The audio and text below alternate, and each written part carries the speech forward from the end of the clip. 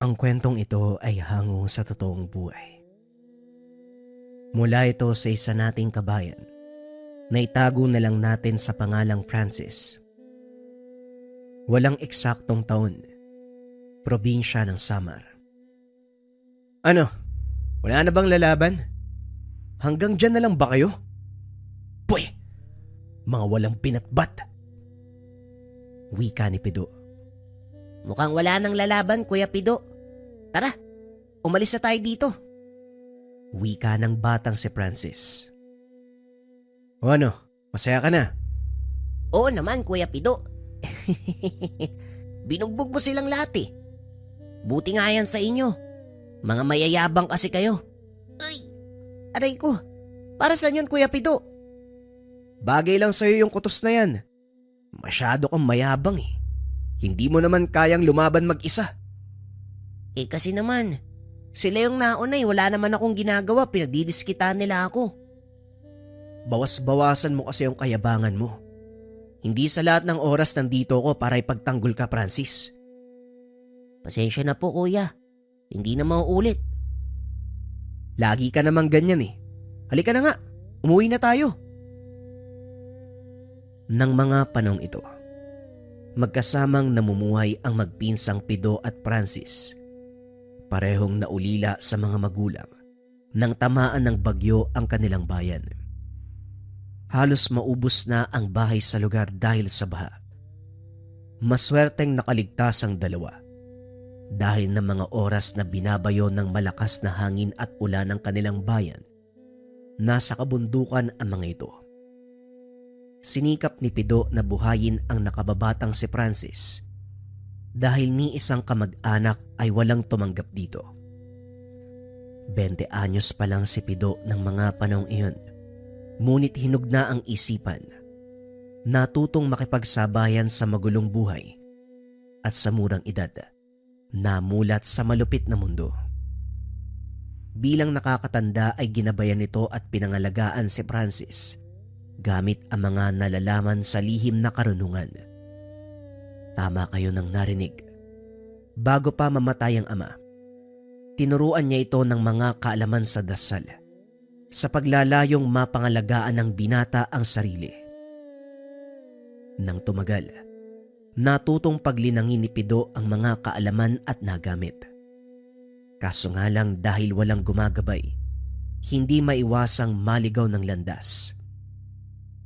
Napunta ito sa isang lugar kung saan lakas ang batayan upang irespeto. Ito rin ang batayan para kilalanin ng kapwa. Dito nahasa ng husto ang kaalaman ng binata.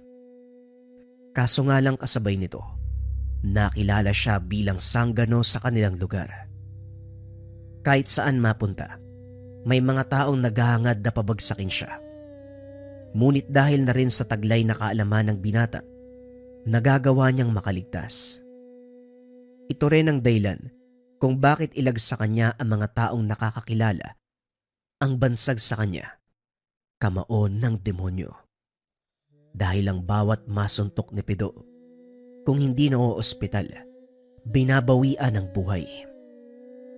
Ilang beses na ring nakulong ang binata, kaso nga lang mabilis na nakakalaya dahil wala namang nagsasampa ng reklamo o hindi kaya naman kilalang masamang tao ang napapabagsak. Ito ang naging buhay ni Pido hanggang sa makasama si Francis. Sinikap ng binata na maging mabuting ehemplo sa pinsan dahil ayaw niyang tularan ng nakababatang pinsan ang pinagdaanan. Kuya, anong pakiramdam na kinakatakutan ka ng iba? Ano? Bakit mo naitanong? Wala naman. Kasi parang ang angas tignan eh. Lalakad ka tapos umiiwas sa'yo yung mga tao. Sasabihin ko sa iyo ang totoo, Francis. Hindi magandang kinakatakutan ka ng mga tao. Mawawalan ka ng kaibigan. Kaya ikaw, wag mo kong tutularan. Mas magandang kinakatakutan ka dahil sa mauna kang umuwi. Kakusapin ko lang yung mga taong to. Kilala mo ba yung mga taong yan, Kuya? Oo. At alam kong wala silang gagawing mabuti, kaya mauna ka nang umuwi. Baka mamaya mapahama ka dyan. Dito lang ako. Huwag nang matigas ang ulo. Sige na, umuwi ka na. Sige na nga. Una na ako kuya, mag-iingat ka ha. Naglakad na ito palayo. Kaso nga lang imbis na umuwi, nagtago ito sa likod. Ako pa rin na magpapasya, Matias. Ngayon subukan niyo akong guluhin. Tignan natin kung hindi maghalo ang balat sa tinalupan. Masyado ka namang mainit, Pido. Kalma lang. Bakit ba ayaw mong tanggapin yung trabaho? Kikita ka naman. Mas gusto mo pang magtiyaga sa ganitong uri ng trabaho. Pagod ko. Natulog si Francis, kaya hinayaan na lamang.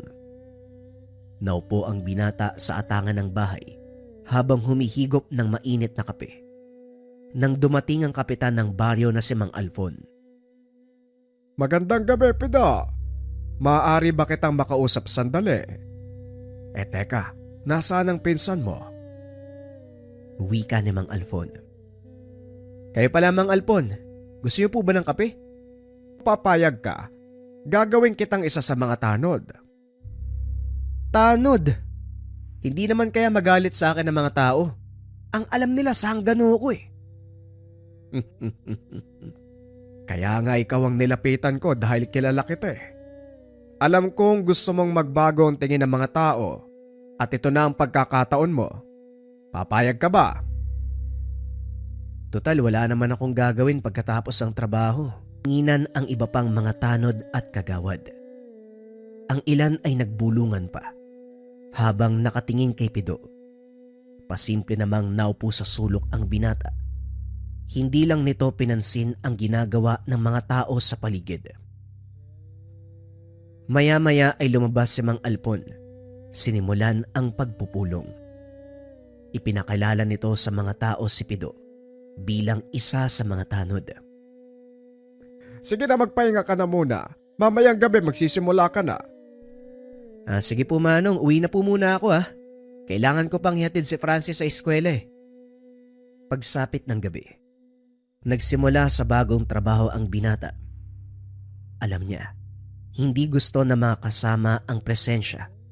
Kaya naman nanatili itong mag-isa sa likod ng grupo habang nagpapatrolya.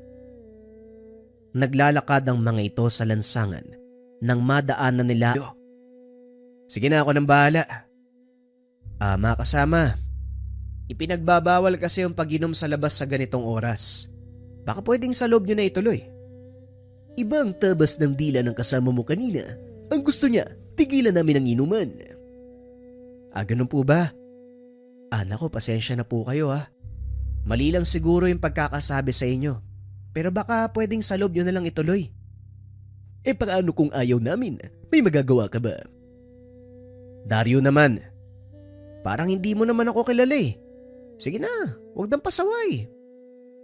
Kilala kita, pero hindi ibig sabihin mapapasunod mo na kami. Umuwi na kayo dahil walang makikinig sa mga kasama mong tanod kahit kasama niyo pa si Kapitan. O mga kasama, narinig niyo yung sinabi ni Dario. Hindi sila natatakot sa atin. Paano ba yan? Nagbulungan ang mga kalalakian. Samantalang ang mga tanod naman ay walang imik. Dumampot ng bote si Dario. Pinalo kay Pido. Nasalo ito ng binata. Nabasag sa kanyang kamao. Nanlaki ang mga mata ni Dario dahil wala man lang dugo na lumabas sa kanyang kamay. Paano nangyari to? Hindi ka man lang nasugatan. Alam mo naman siguro kung bakit ilag sa akin ng ibang mga kababaryo. Bakit sinubukan mo pa din? Pasensya ka na, Pido. Hindi ko na ulitin. Yun ba gusto mong marinig? Huwag mo kong itulad sa iba nating kababaryo.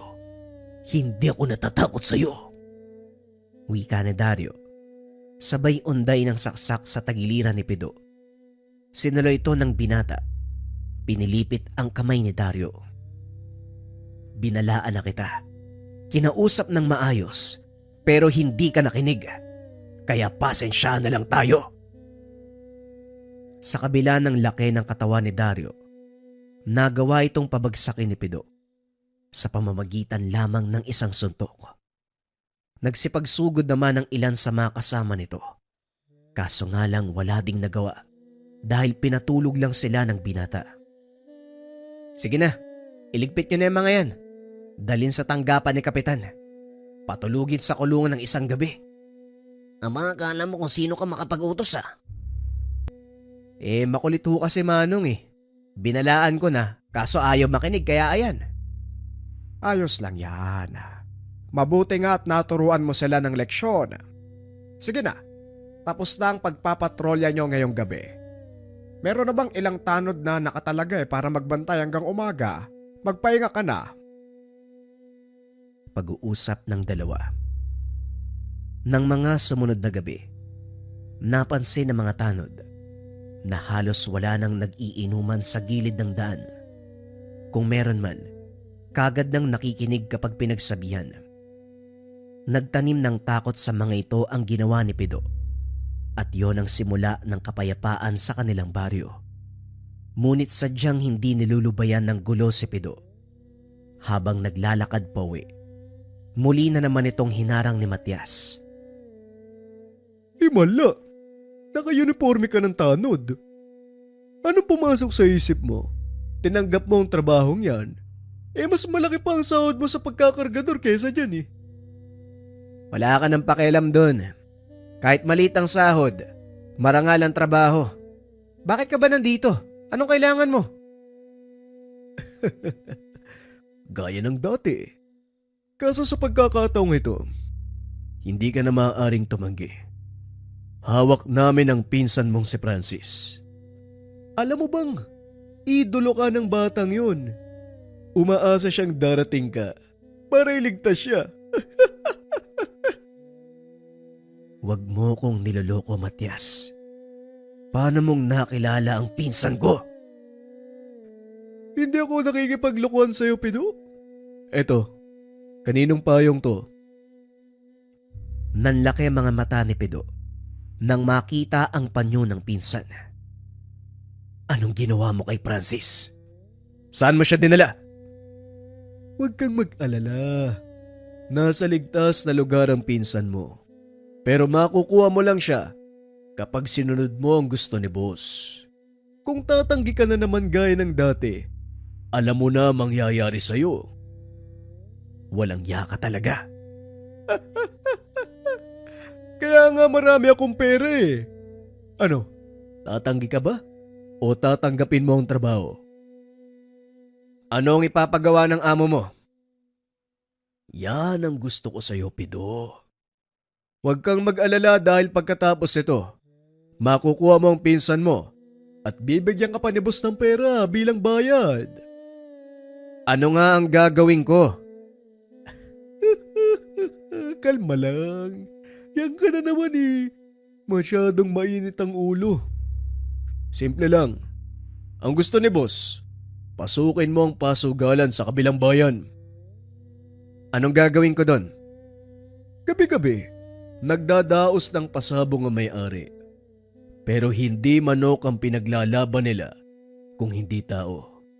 Ang gusto ni boss, pabagsakin mo yung pinagmamalaki nilang pambato. Yun lang pala eh. Walang problema. Hindi lang yun ha. Siguraduhin mong patay ang taong yun. Nang sa ganun, hindi na makapagyabang ang may-ari ng pasugalan. Masyado nang malaki ang natalo ni boss sa lugar na yon. At gusto mong lumaban ako para makabawi siya, ganun ba? Oo, ganun nga. Maliit na bagay kung tutusin, di ba? Huwag kang mag-alala. Tumutupad sa usapan si boss. Hindi ka lugi dito, bata. Walang nagawa si Pido, kundi pumayag sa gustong mangyari ni Matias. Nakataya ang buhay ng pinsang si Francis. Kinabukasan, gaya ng napag-usapan, pinasok nito ang pasugalan sa kabilang bayan. Napakaraming tao ang nagpupunta upang pumusta sa nagaganap na pasabong. Kilala si Pido sa ganung mga lugar, kaya minabuti niyang takpan ang muka para hindi mamukaan ng may-ari. Alam ni Matias ang gagawin ni Pido, kaya naman madali niya itong nakilala. Walang kahirap-hirap na nakisali ang binata at habang hinihintay ang pagkakataon, pinanood nito kung paanong lumaban ang tinuturing na kampyon ng lugar. Maraming mandirigma ang napabagsak. Aminado si Pido na may kalakihan nga ang makakalaban. Halos doble ang tangkad nito kung ihahambing sa kanya. Ngunit buo ang loob ni Pido, determinadong manalo. Pagpasok pa lang sa ring, nagsigawan na ang mga tao, pabor sa kanilang kampyon. Pinagtawanan pa si Pido dahil nakatakip ang muka. Tumingala ang binata at nakita si Matias, kasama ang amo nito at ang pinsan. Sumenya si Matias na ipanalo ang laban at patayin ang katunggali. Tumango si Pido bilang pagsang-ayon. Dinig ng binata ang sigawan ng mga tao. Wala ni isa ang pumusta sa kanya na siyang pinakamalaking pagkakamali. Dahil kung sakaling mananalo ang binata, paborito sa amo ni Matias. Natapos na ang pustahan. Ibinigay na ang hudyat na magsimula ang laban.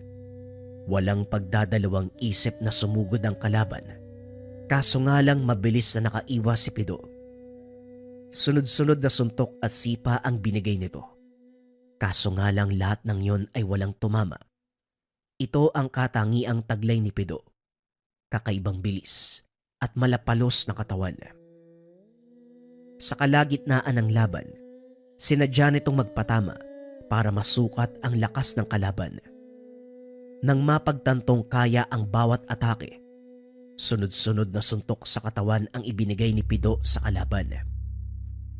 Halos hindi makakilos ang katunggali dahil sa tindi ng parusang ibinigay ng binata. Sinadya din ni Pido na kontrolin ang bitaw ng suntok para tumagal ang laban. Ramdam niya ang panghihina ng kalaban dahil sa bawat pagbitaw ng suntok, pahina ng pahina ang bawat atake. Nakita ni Pido, unti-unti nang nangihina ang kalaban, kaya nagpa siya ito na tapusin na ang laro. Tumakbo ang binata papunta sa likod ng katunggali. Hinawakan sa ulo, hinampas sa sahig. Nabalot ng katahimikan ng paligid nang makita ang nangyari sa kanilang kampyon. Hinayaan ni Pido na makatayo ang kalaban bago matake. Isang malakas sa suntok sa dibdib ang naging dahilan ng pagbagsak nito. Dito na binawian ng buhay ang kalaban. Bumulwak ang dugo sa bunganga at ilong ng kalaban at nang pulsuan nito ng nangangasiwa, idineklara na patay na ang lalaki. Tinignan ni Pido si Matias. Nakangiti ito habang tinatapik sa balikat ang pinsan. Matapos ang laban, pumunta ang binata sa likod ng pasugalan upang makipag-usap kay Matias. Kaso nga lang laking pagtataka ng binata dahil wala si Francis. Magaling, Pido! Hindi mo binigo si boss. Etong pabuya. Wika ni Matias, sabay bato ng sobrang naglalaman ng pera. Nasaan si Francis? May usapan tayo, Matias. Ilabas mo ang pinsan ko. Hindi pa tapos, Pido. Ang sabi ko, kapag natapos mo na ang ipapagawa ni boss, doon pa lang namin papakawalan ng pinsan mo. Sinunod ko ang gusto nyo. Ngayon tumupad ka sa pinagkasunduan. Kung hindi, sasamain ka. Wala ka sa lugar para takutin ako, bata. Pero huwag kang mag-alala. Darating tayo dyan. Sa ngayon, kalma lang. Sige na. Magantay ka sa susunod naming ipapagawa. Lingid sa kalaman ito. Labis na ang galit ng binata at ang pinakamalaking pagkakamali nang tumalikod siya. Dali-daling tumakbo si Pido papunta sa kinakatayuan ni Matias. Sinuntok sa batok. Bumagsak si Matias. Sa isang suntok lamang ay natapos ang buhay nito. Biglang lumabas ng sasakyan ang isang lalaki na may hawak sa pinsan. May nakatutok na baril sa ulo nito. Kitang-kita ng binata ang takot sa mata ni Francis. Kuya Pido, tulungan mo ko. Ayoko pang mamatay. Huwag ka mag-alala, Francis. Hindi ka mamamatay. Ililigtas kita. Ililigtas. Tignan natin kung mas mabilis ka kumpara sa bala. Wika ng lalaki. Laking gulat nito. Nawala sa paningin si Pido. Hinanap nila sa lugar kaso hindi makita. Laking gulat ng mga ito nang biglang lumitaw si Pido sa tabi ng lalaki na may hawak kay Francis. Nagkamali ka ng binangga, Manuel. Ngayon pagsisisihan mo ang ginawa mo sa pinsan ko. Biglang hinawakan ni Pido ang baril na nakatutok sa ulo ni Francis. Sa sobrang lakas ng pagkakahatak, nabali ang kanang braso ni Manuel. Dali-daling niyakap ni Pido ang pinsan at sa pagkakataong iyon ay pinaulanan sila ng bala. Ramdam ni Francis ang pagtama ng mga ito sa katawan ni Pido. Kaya naiyak na lang ang binata. Alam niyang hindi kakayanin ng katawan ng pinsan ang bala ng baril. Oo, at may kakaiba itong lakas, ngunit wala itong panama sa bala. Nang humupa ang putukan, isa-isang nagpulasan ang mga tauhan ni Manuel. Maging siya ay nadamay sa ginawa ng mga ito. Nakaandusay si Manuel sa tabi ni Pido na noon ay pilit na hinahabol ang hininga. Francis, ayos ka lang ba? May tama ka ba? Huwag mo kong isipin, kuya. Tignan mo yung sarili mo. Halika na, dadaling kita sa ospital. Hindi na ako aabot, Francis. Pero masaya ako dahil ayos ka lang. Kaya mo yan, kuya. Lumaban ka, abot tayo. Maraming salamat, Francis. Pero malala ang tama ko. Makinig kang mabuti, hindi na ako magtatagal. Pasensya na kung hindi na kita masasamahan sa pagtatapos mo. Pagbutihin mo ang pag-aaral, Francis.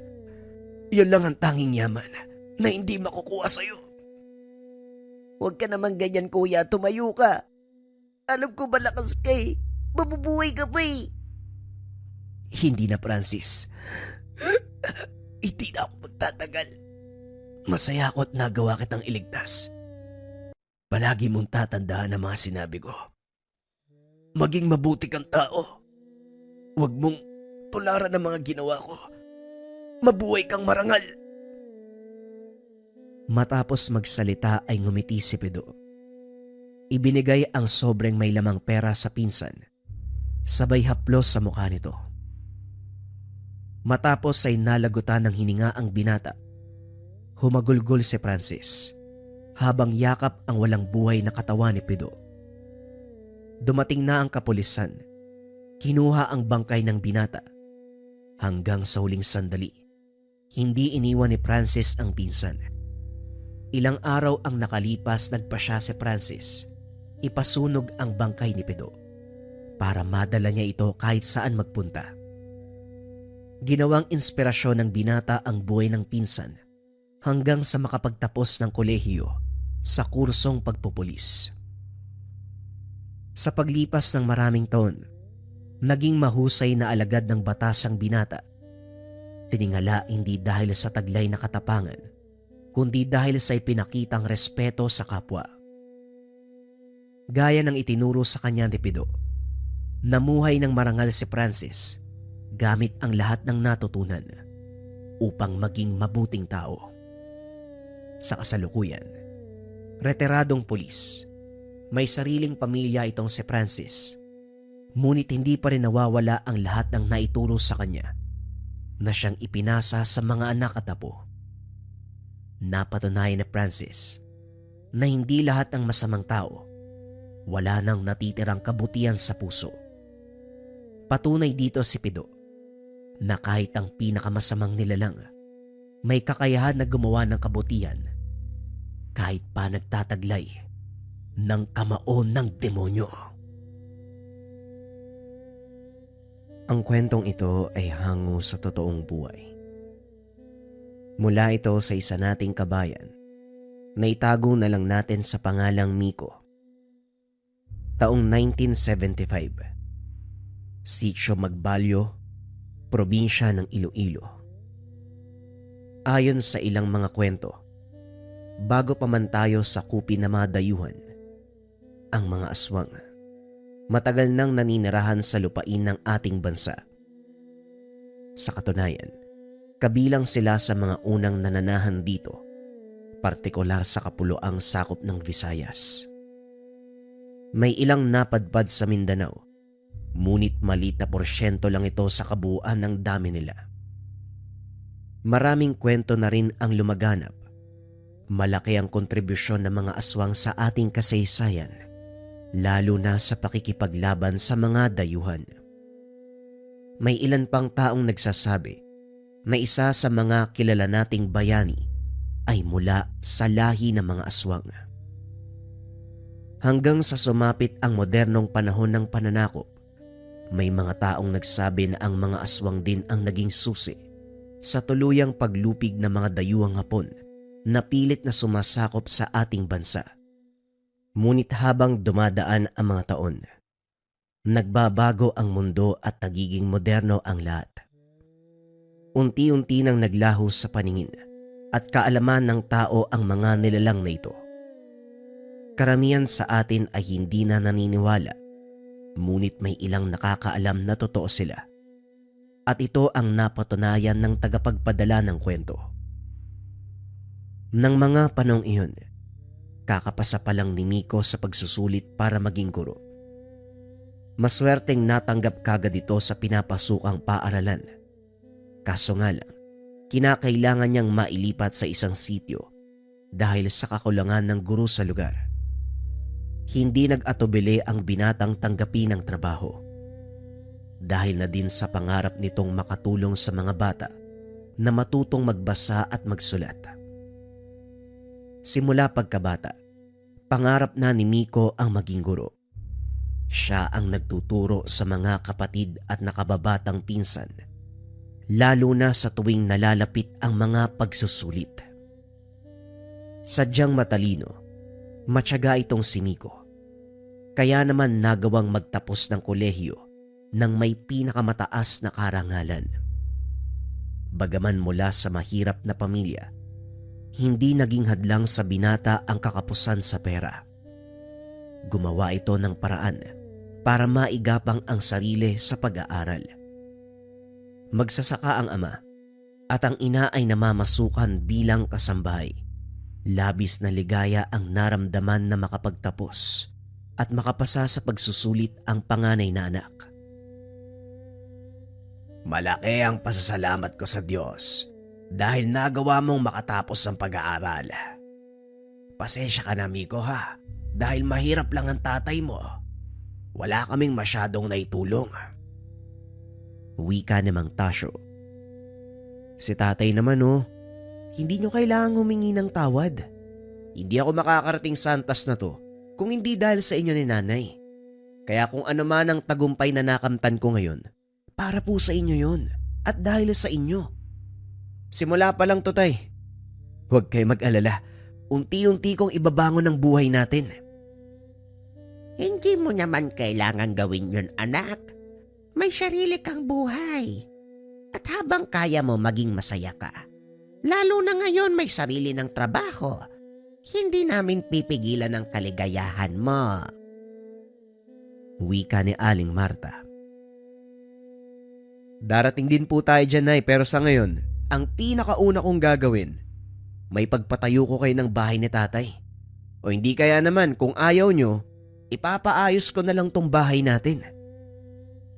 Ay naku, Miko, kontento na kami sa maliit na bahay. Huwag kang mag-abala. Sa palagay ko, hindi na kami magtatagal ng nanay mo Yun na nga, tay. Konting panahon na lang ang natitira sa inyo. Kaya gusto kong maranasan nyo ni nanay ang karangyaan. Samantalang ako, mahaba pa yung ilalagi ko sa mundo. Mararanasan ko din ang lahat ng yan pagdating ng panahon. Sa ngayon, kayo po muna. Salamat, anak ko siya. Ayusin mo na yung mga gamit mo. Maga ka pang aalis bukas, matulog ka na. Baka tanghaliin ka ng kising. Wala pa namang masakyan papunta Saan nga ba yon? Sa Sitio Magbalyo, Nay. Huwag kang mag-alala. Maaga akong nagigising, Nay. Kayo din po magpahinga na. Kinabukasan, maagang hinatid ni Mang Tasyo ang anak sa terminal ng bus. 2 oras ang biyahe bago makarating sa bayang sumasakop sa Sitio Magbalyo. Kalahating oras naman ang biyahe, sakay ng habal-habal bago marating ang mismong lugar. Hindi makapaniwala si Nico na ganun kalayo ang sitio sa mismong bayan. Halos walang mga kabayan at kung meron man, magkakalayo ang mga ito. Ang susunod mong kapitbahay, mahigit 500 metro ang layo. Paano kaya sila nabubuhay sa ganitong lugar? Tanong ni Nico sa sarili. Nang makarating sa sitio, sinalubong siya ng isang binata. Ikaw ba si Sir Miko? Magandang umaga, ako nga. Ikaw ba yung... Halika, sumunod ka sa akin. Hindi na natapos ni Miko ang sasabihin dahil pinutol ito ng binatang sumalubong. Pansin din ito na may pagka-arogante kung magsalita ang binata. Minabuti niyang manahimik at baka mapikon siya sa ugali ng kasama. Nandito na tayo, diyan ka lang Tatawagin ko si Lolo. Magpapasalamat pa sana si Miko, kaso nga lang bigla itong tumalikod. Aba, talaga namang Magandang umaga sa'yo, iho. Aba, ikaw pala ang pinadalang guro mula sa syudad. Salamat naman at nakarating ka ng ligtas. Ako nga pala si Mang Tadeo, ang kapitan ng sityong ito. Yan naman ang apo kong si Mando, isa sa magiging mag-aaral mo. Wika ni Mang Tadeo. Magandang umaga din po, Kapitan. Ang pangalan ko po ay Miko. Ikinagagalak ko po kayo makilala. Pero teka, ilang taon na po ba si Mando? Saka nasa anong taon na po siya? Bakit mo ba tinatanong? May problema ka ba sa edad ko? 19 na ako. Anong meron? Mando, ayusin mo yung pananalita mo. Guro ang kaharap natin, baka nakakalimutan mo. Ano naman kung guro siya? At saka, sino ba nagsabing papasok ako sa paaralan? Wika ni Mando. Padabog na lumabas ng bahay. Napailing na lang si Mang Tadeo sa inasal nito. Pagpasensyahan mo na ang apo ko, ha? Maagang namatay ang kanyang mga magulang at nasaksihan niya mismo kung paanong nalagutan ng hininga ang mga ito. Kaya ganyan ang ugali eh. Ganun po ba? Ayos lang po yun, naiintindihan ko. Kaya din po ba siya huminto sa pag-aaral? Oo, pero may iba pang dahilan. Saka na natin pag-usapan ng tungkol dyan. Halika, ihahatid kita sa tutuluyan mo. Malapit lang yun dito at sa paaralan, kaya hindi ka na mahihirapan. Binuhat ni Miko ang mga dalang gamit. Sinunda ng matanda. Hindi maiwasan ng binatang magtaka. Dahil kung titignan, halos hindi na makahakbang si Mang Tadeo. Ngunit nanginilbihan pa rin ito bilang kapitan. Ilang taon na po ba kayong kapitan sa sityong ito, Manong? Hindi ko na matandaan. Simula nang magsarili ang sityong ito, ako na ang namuno. Siguro mahigit 20 taon na ang nakakaraan. Wala pong pumalit sa inyo? O nagtangkang agawin yung pagiging kapitan? Hindi kagaya sa ibang baryo ang lugar na ito, Miko. Walang eleksyon dito. Kung sino ang naitalaga, siya nang mamumuno. Hanggang sa hindi na kaya ng katawan, malakas pa naman ako at isa pa. Wala ding gustong sumalo ng responsibilidad ko sa sityo. Kaya ito kahit matanda na, patuloy pa rin sa paglilingkod. Napangiti na lang si Miko.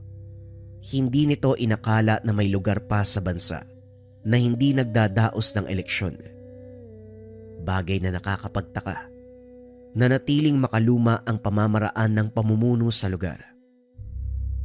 Nang maayos ni Miko ang mga gamit sa tutuloyang bahay, lumabas na ito ng silid. Laking gulat ng binata dahil naroon na naman si Mando. Tinamaan ng... Nakakagulat ka naman, ano bang ginagawa mo dito? Pinapasundo ka ni Lolo. Doon ka daw mananghalian sa bahay. Tugon ng binata sabay labas ng tahanan. Pansin ni Miko ang kalungkutan sa mata nito. Kaso nga lang walang magagawa dahil kakarating pa lang niya sa lugar. Napakailap sa kanya ni Mando. Pagdating sa tahanan ni Mang Tadeo, nakahanda na ang mesa. Tinolang native na manok ang ulam at adobo. Mula sa kung anong karne ng hayop. Napakabango. Kaya yon ang unang tinikman ni Miko. Hindi na nag-abalang magtanong kung saan galing at anong uri ng karne. Masarap ba? Si Mandong nakahuli niyan. Sige lang, kumain ka lang, marami pa doon oh. Opo, masarap nga. Pero teka, humuli? Ano po bang karne to? Karne ng bayawak ang isang yan. Inadobo sa gata. Masarap hindi ba? Biglang binitawan ni Miko ang hawak na kaperasong laman. Pilit nilunok ang nasa bibig sabay inom ng tubig. Bakit, Sir Miko? May problema ba? Wala naman po. Ang totoo niyan, unang beses ko palang kumain ng ganito eh. Hindi naman masama ang lasa. Yun nga lang, biglang lumamig yung sikmura ko nang malamang bayawak pala to eh. Huwag kang mag-alala. Alam kong magiging ganyan ang reaksyon mo. Hindi bayawak ang isang yan kung hindi labo yung manok. Hindi rin kami kumakain ng mga hayop na may kaliskis. Gaya ng ahas, kahit pagong at bayawak. Sige na, kumain ka na. Nagbibiro lang ako. Tinignan ni Miko si Mando. Nakayuko lang ito. Pero yumuyugyog ang balikat sa kakatawa. Napangiti na lang si Miko. Alam niya kung paanong paaamuin si Mando. Pagsapit ng hapon nagpa siya ang binata na pumunta sa paaralan. Dahil baguhan sa lugar, nakiusap kay Mando na samahan siya. Ha?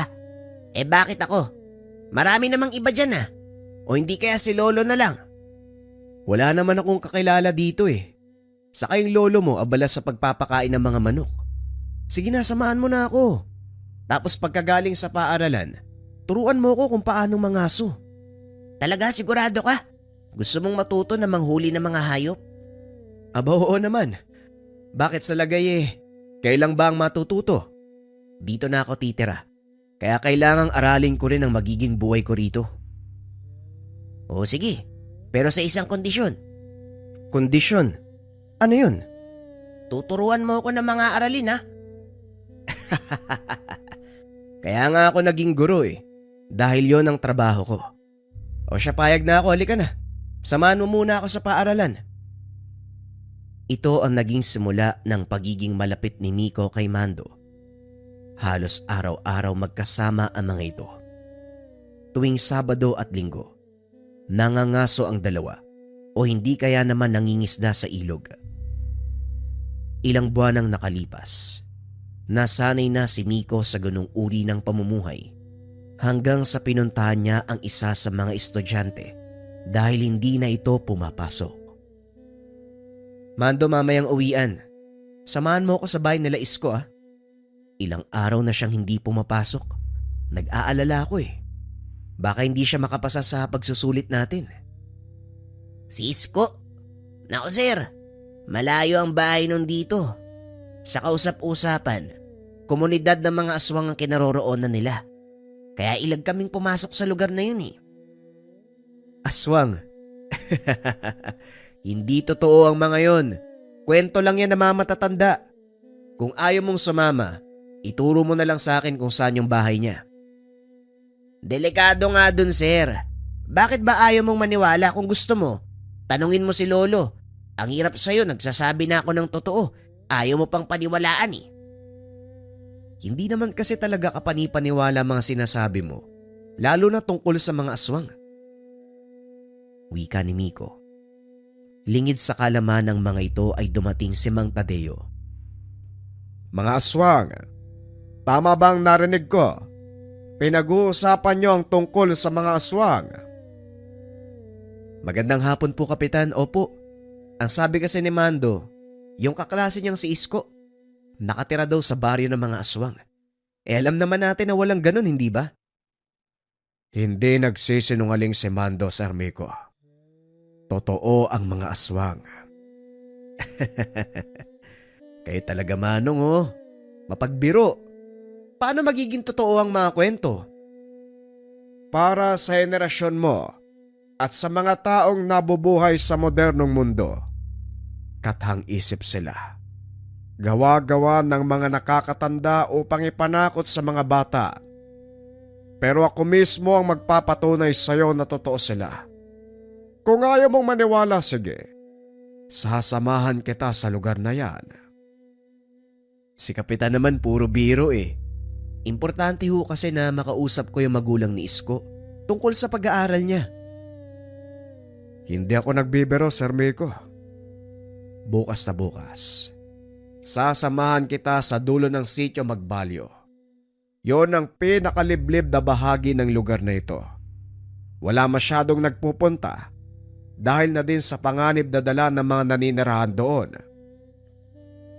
Sa mga sinabi ng matanda, napagtanto ni Miko na hindi nga nagbibiro. Gayunpaman para sa kanya, napakahirap paniwalaan ang mga bagay-bagay, lalo na kung tungkol sa mga aswang. Kinabukasan araw ng Sabado walang pasok.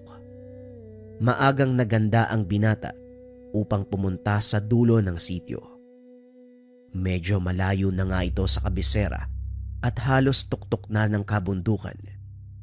Hinihingal si Miko dahil bukod sa matarik ang daanan, manipis din ang hangin sa lugar.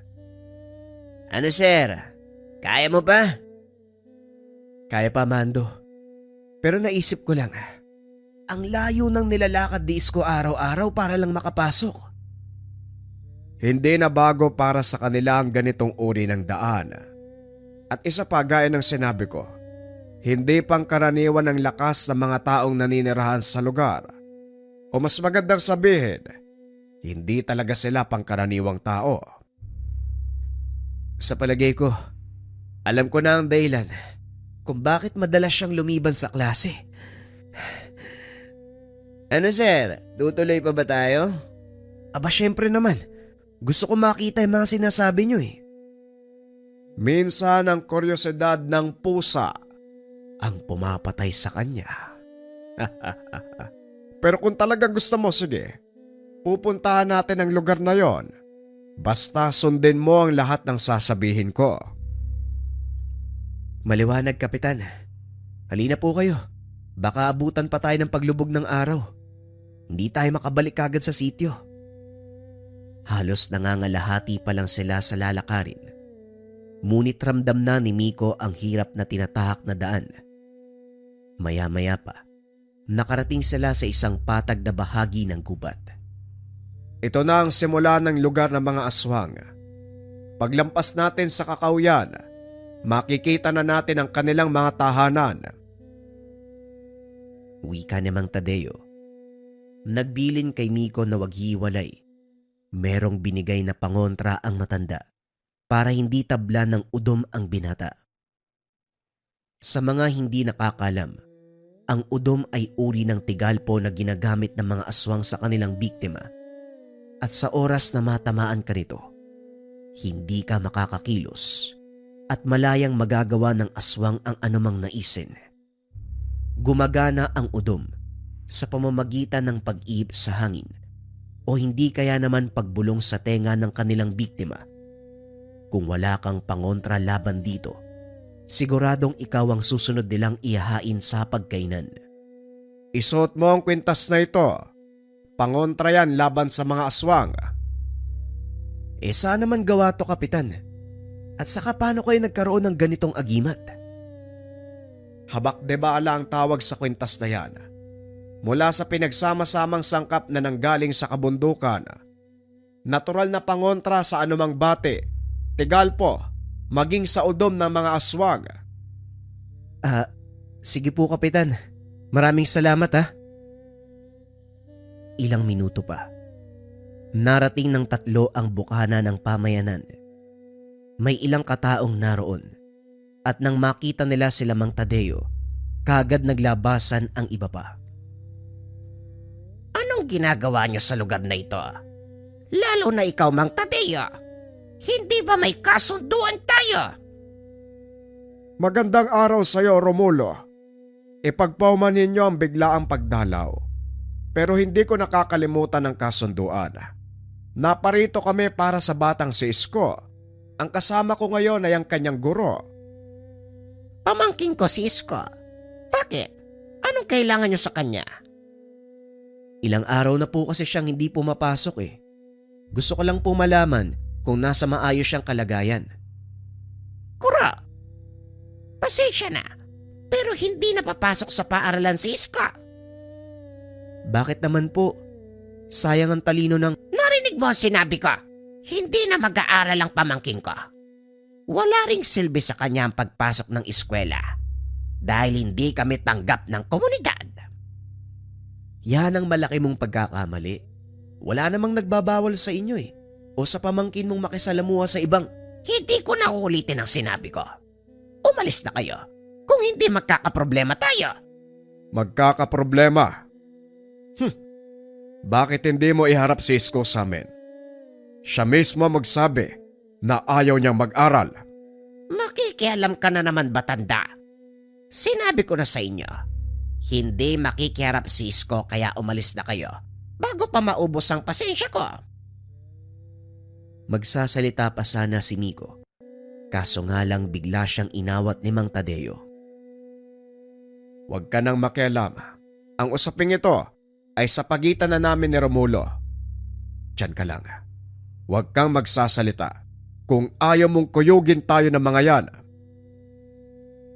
Nanlaki ang mga mata ni Miko nang makita ang napakaraming kababaihang nakapalibot sa kanila. Napalunok ng lahoy si Miko.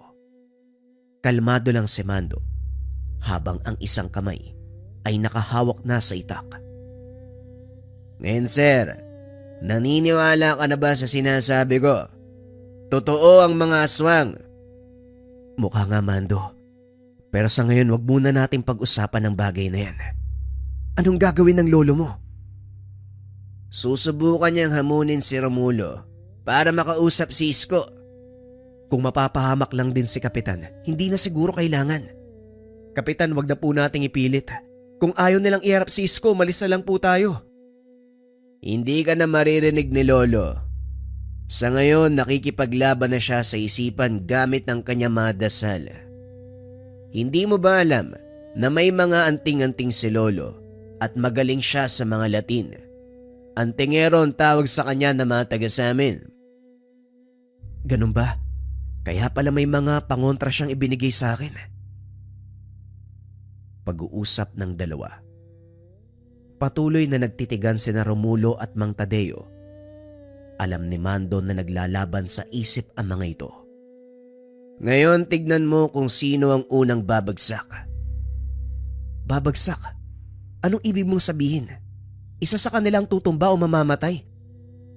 Depende sa takbo ng pangyayari.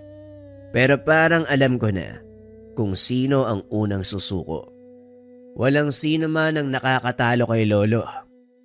Ganun ba kahusay na albularyo si Kapitan? Hindi lang mahusay na albularyo si Lolo. Kinakatakutan siya ng mga aswang. Mamaya, malalaman mo kung bakit. Ilang sandali pa ang lumipas. Nakita ni Miko na lumuhod si Romulo at sumuka ng tugo. Ano na Romulo? Ang lakas ng loob mong banggain ako. Gayong alam na alam mo ang kahihinatnan. Hindi ako nagpunta rito para makipag-away.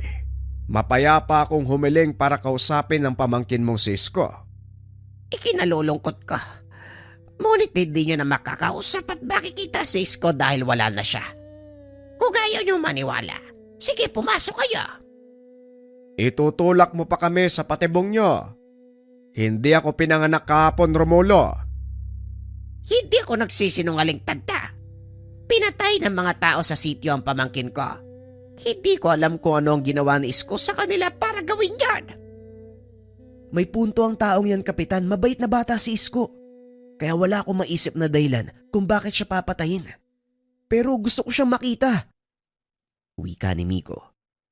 Kaso nga lang nakita nito ang palihim ng ngiti sa labi ni Romulo. Napagtantong tama ang sinabi ni Mang Tadeo. Kung ganon, pumasok kayo. Walang pipigil sa inyo. Wika ni Romulo. Nilapitan ni Miko ang matanda at kinausap. Mukhang tama kayo, Kapitan. Ayoko magtiwala sa mga to. Alam ko, Sir Miko. Kilala ko sila. Traidora mga aswang na yan. Alam kong sa oras na pumasok tayo sa baryong yan, wala nang pag-asa na makalabas ng buhay. Ano nang balak mo, Kapitan? Alam kong sa kalagayan natin, mukhang malabo na tayo makaalis dito. Magtiwala ka lang kay Lolo. Dahil hindi siya kakatakutan ng mga aswang ng walang dahilan. Mando, huwag kayong lalayo sa tabi ko. Dahil sa oras na makahanap ng pagkakataon ng mga yan, siguradong susugod sila. Pag-uusap ng tatlo. Napansin ni Romulo na tila alam ng matanda ang binabalak nila. Kaya gumawa ito ng aksyon. Nag-aantay na kami. Ano, papasok ba kayo o hindi? Huwag mo kaming linlangin, Romulo. Nasaan si Isko?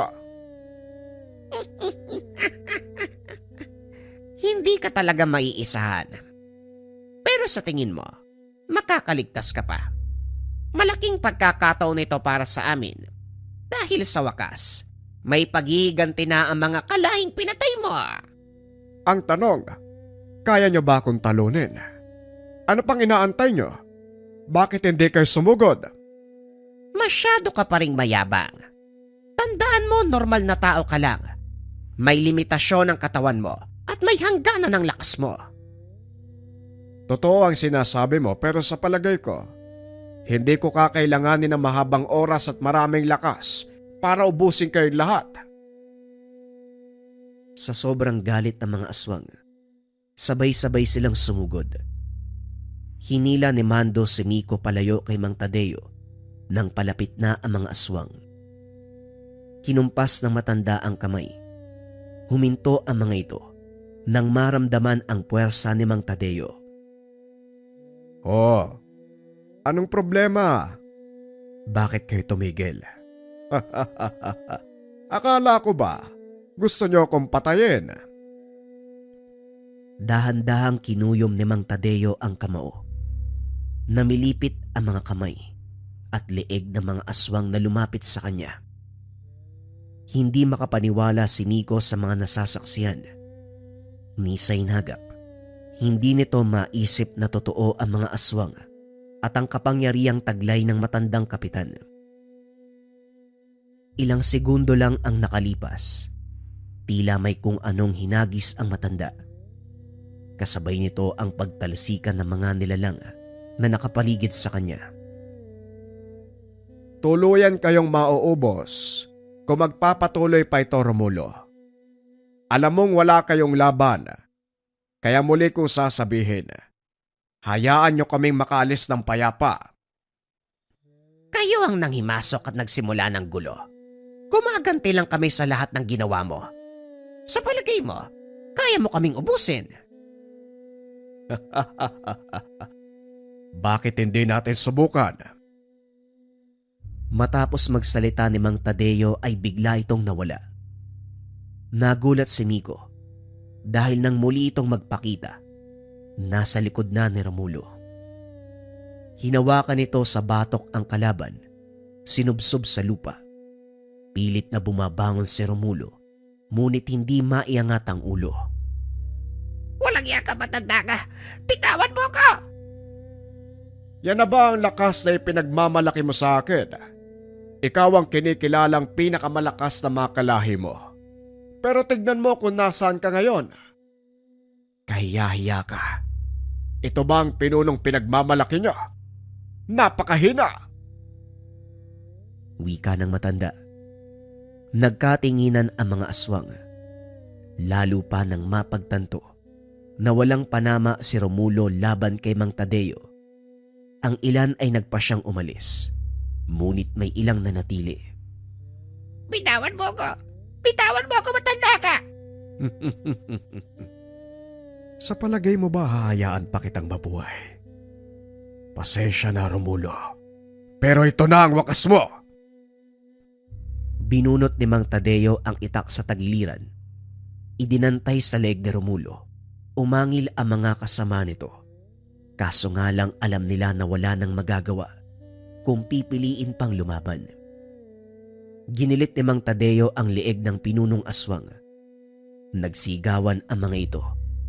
At sa pagkakataong iyon nasaksiyan ni Miko kung bakit kinakatakutan ng mga aswang ang kapitan ng Sitio Magpalyo. Matapos ang kaganapan, nagpa siyang umalis sa mga aswang. Alam ng mga ito, ikakamatay nila kung mananatili pa sa lugar. Halika na, umalis na tayo dito. Mukhang totoo ang sinabi ni Romulo. Wala na nga ang estudyante mo, sir. Sa kabila ng mga sinabi nito, nagpumilit si Miko na makita ang bangkay ni Isko. Pumasok ang mga ito sa abandonadong pamayanan. Nakita ang isang tahanan na may nakasinding kandila sa labas. Mukhang yan ang bahay ni Isko. Walang tao sa loob, sir. Pumasok si Miko upang makasiguro. Nakita ang kabaong na nakapwesto sa gilid ng sala. Dito napagtanto ng binata na wala na nga ang mag-aaral. Walang nakakalam kung ano ang totoong ikinamatay. At dahil wala nang magagawa, nag-alay ng panalangin ng binata. Matapos makita ang bangkay ni Isko, bumalik na ang mga ito sa kabisera ng sitio. Kinausap ni Mang Tadeo ang binata tungkol sa mga nangyari. Ang mga nakita mo dito, Sir Miko, nagpapatunay na hindi lang tayo ang naninirahan sa mundo. Sana lang magsilbing aral sa iyo at babala. Dahil hindi natin alam, kasama lang natin ang mga taong kagaya nila. Tumagal pa ng ilang taon sa lugar si Miko bago ito muling lumipat ng paaralan. Bagaman wala na sa Sitio Magbalyo, nanatili sa isip ni Miko ang mga nangyari. Kailanman, hindi niya makakalimutan ang karanasan nang minsan siyang mapadpad sa baryo ng mga aswang. Eto na.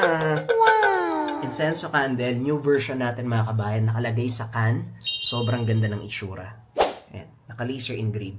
We have 2 colors available. Ganun pa rin mga kabayan para sa ating incenso candle for cleansing. Meron tayong red version at syempre hindi mawawala yung ating yellow version.